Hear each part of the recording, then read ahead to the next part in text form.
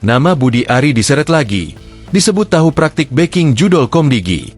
Mantan Menteri Kominfo, kini Kementerian Komdigi, Budi Ari Setiadi, kembali disebut mengetahui praktik perlindungan situs judi online, judol, agar tidak terblokir oleh instansinya.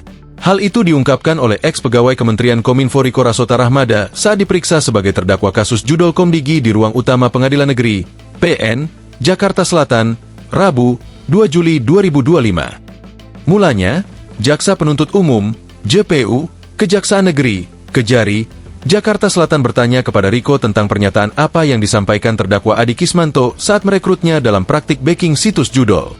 Saat itu, Riko merupakan ketua tim infrastruktur di Kementerian Kominfo. Sedangkan, Adi adalah tenaga ahli yang direkrut Budi Ari berdasarkan rekomendasi terdakwa Zulkarnaen Apriliantoni alias Tony untuk memberantas situs judol. Ketika itu, Adi kerap disebut sebagai tangan kanan Budi Ari. Izin, mungkin persisnya seperti ini. Pertama kali dia mengajak saya, dia berkata, "Kami sedang melakukan penjagaan. Kami mau ajak Pak Riko. Bapak mau ikut atau tidak?" kata Riko di muka persidangan. Jaksa kembali bertanya apakah Adi sempat meyakinkan Riko dengan mengatakan bahwa ia mendapat restu pimpinan saat merekrutnya. Dijelaskan, "Tenang saja, Pak. Pimpinan sudah tahu. Yang paling atas tahu. Pak Menteri, Pak." Adi yang mengatakan begitu kepada saya, kata Riko. Oleh karena itu, Riko sangat yakin kembali terlibat dalam praktik penjagaan situs judol. Itu sekitar pertengahan April 2024, Pak. Dia memulai membujuk saya itu sekitar pertengahan April, ungkap dia. Senada dengan Riko, terdakwa Syamsul Arifin juga mengaku mendapatkan perkataan restu pimpinan saat Adi merekrutnya terlibat.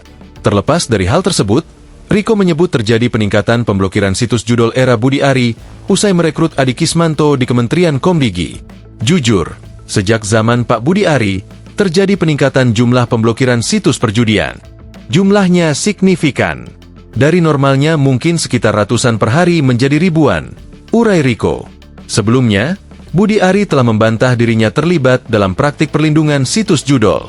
Menurut dia, ada 3 poin penting yang dapat membuktikan bahwa ia sama sekali tidak terlibat dalam perlindungan situs judi online seperti narasi yang beredar. Intinya, pertama mereka, para tersangka, tidak pernah bilang ke saya akan memberi 50%. Mereka tidak akan berani bilang, karena akan langsung saya proses hukum, ujar Budi Ari. Jadi sekali lagi, itu omongan mereka saja. Jual nama menteri supaya jualannya laku, lanjut dia sembari tertawa. Kedua, Budi Ari tidak tahu menahu praktik jahat yang dilakukan mantan anak buahnya itu. Ia baru mengetahui setelah kasus itu diselidiki kepolisian dan terungkap ke masyarakat. Selain itu, tidak ada arahan apapun dari Budi Ari selaku Menkominfo kepada para tersangka untuk melindungi situs judol tertentu. Ketiga, tidak ada aliran dana dari mereka ke saya. Ini yang paling penting. Bagi saya, itu sudah sangat membuktikan, ujar Budi Ari. Budi Ari berharap publik dapat melihat kasus ini secara jernih agar tidak larut di dalam narasi jahat terhadap dirinya. Ia juga berharap penegak hukum bekerja dengan lurus dan profesional sehingga mampu menuntaskan perkara itu. Download Tribun X sekarang, menghadirkan lokal menjadi Indonesia.